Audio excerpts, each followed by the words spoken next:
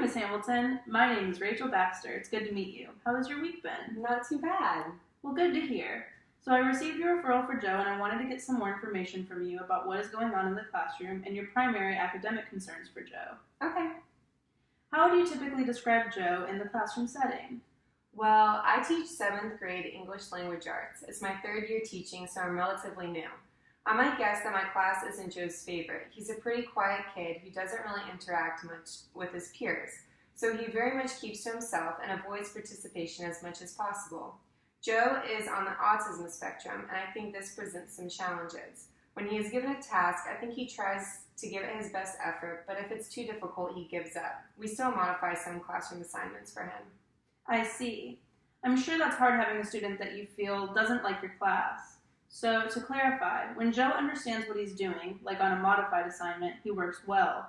But when he doesn't, he gives up. Is that correct? Yes, exactly.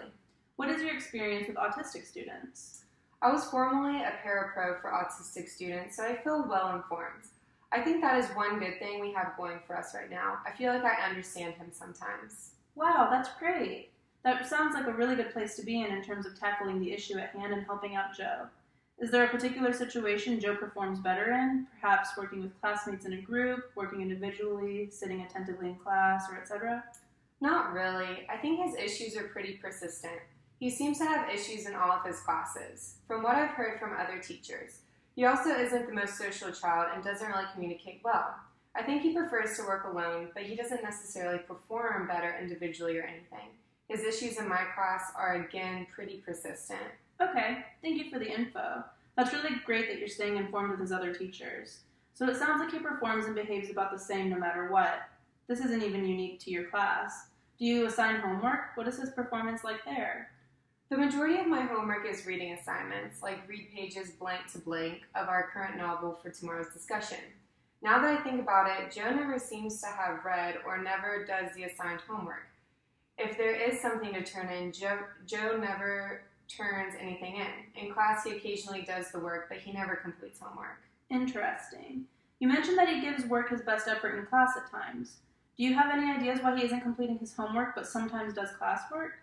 I think Joe really has no motivation to read or do well in my class. I think when he does know how to do something or he doesn't like, when he doesn't know how to do something or he doesn't like something, he shuts down.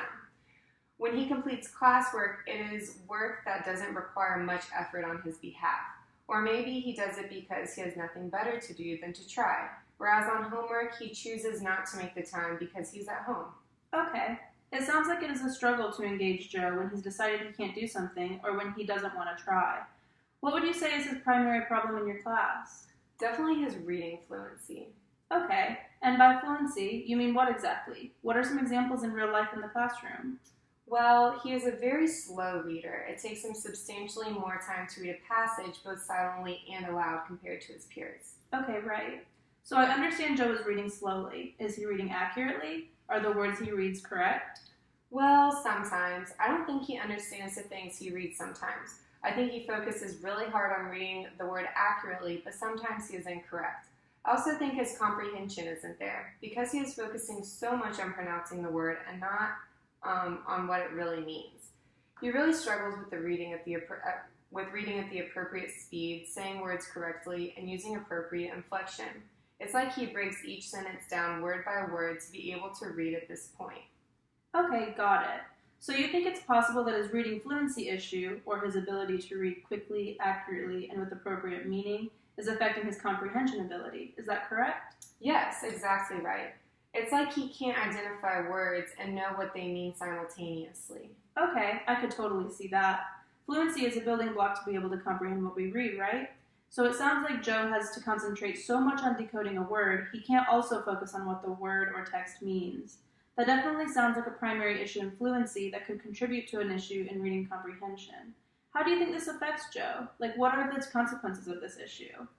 Well, where do I start? His grades are poor. He currently has a D in my class, and his grades are continuously dropping each week. I'm concerned about his future test scores. I also think it's affecting the way he feels about his ability to be a reader. He tries harder to get out of reading lately than he does to just give it a try. He hates it. Okay. It sounds like this issue in reading is really affecting him in a number of ways. It's affecting him academically in terms of grades and scores, but also in terms of his self-efficacy, or his belief in himself to be capable of learning to be a better reader. Struggling with this skill can really make it difficult to be motivated to keep trying. You mentioned test scores briefly. How do those look? Not too good. I know that on his reading fluency benchmark of the Dibbles, he scored in the some risk range. He read 78 words per minute. He did similarly on the reading comprehension section. He scored an 18, also in the some risk range. I see. Those could definitely use improvement. How would you like to see him perform? I would really like to see Joe performing at an established third grade reader level on the Dibbles by the end of the year. This would require him to bring his reading fluency benchmark up to a 110 and his reading comprehension score up to a 28. Okay, those are great goals. That would require him to bring his reading fluency up by 32 words per minute and his reading comprehension up by 10 points. When I reviewed his triannual evaluation, I noticed that his letter-word identification subtest on the Woodcock-Johnson was at a proficient third grade level. That would reflect that there isn't necessarily an issue with recalling what a letter is, but rather, he might be struggling with something else in terms of fluency, like sight words.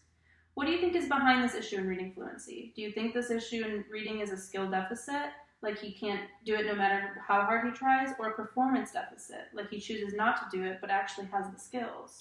I think it could be some of both at this point. I think he genuinely has tried in the past and doesn't have the necessary skills, but is now getting to the point where he has learned that he is a bad reader, quote unquote, and now doesn't have the motivation to keep trying to learn. Ultimately, though, I think he's really lacking the skills. I think if he had the necessary skills to read fluently, he would utilize those skills. I gotcha. It definitely sounds like we have identified a skill deficit in reading fluency. Personally, do you find it frustrating to work with Joe through this? No, I wouldn't say I'm frustrated. I do sometimes feel tired of him not trying, but I more or less feel bad for Joe, that he doesn't believe he can do it and has given up. I really wish he had those basic skills so that he would have more confidence and at least try. I really want to address why he is lacking in this area so we can help him do better. I totally understand. It can be so difficult when we aren't sure how to help, but we so desperately want to see a student succeed. You mentioned that his basic skills are lacking. What do you think those basic skills are with regard to fluency in reading? By basic skills, I mean the ability to sight read automatically, to be able to comprehend things like meaning and expression and annotation of words. He should be reading much quicker. He ignores punctuation.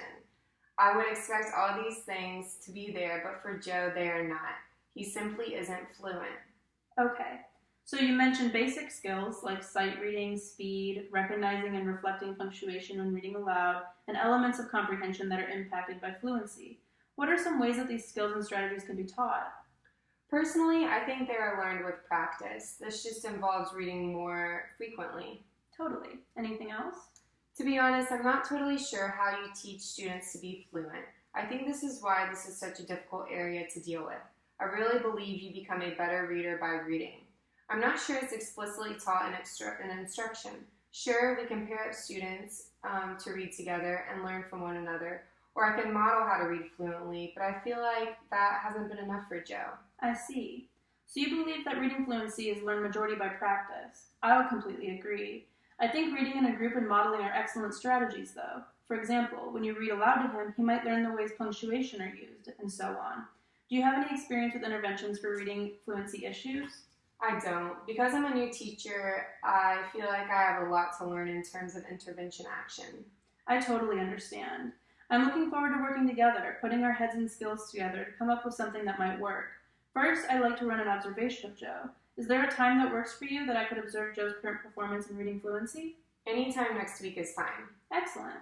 We can start there. I think you've got a really great handle on the kind of student Joe is and a realistic idea of the kind of student Joe can be. Your sensitivity to his disability is admirable. I think we can definitely work together to intervene here and hopefully get Joe on the right track. How does that sound? I really hope so. I feel optimistic for him. I'm open to whatever we have to do, as my class load isn't particularly heavy right now. I'd love to be able to commit some time to working with Joe as we see fit. That's great. I'll note that you have some time to commit. I definitely want to make sure we create an intervention that is unique to the situation and not only fits Joe's needs, but yours as well. And remember that while you will primarily be implementing the intervention, I am always here to help in any way. So to summarize our talk today, we discussed generally what's going on with Joe, identified his issue as reading fluency, and established what we mean by fluency, and we decided it was ultimately a skill deficit.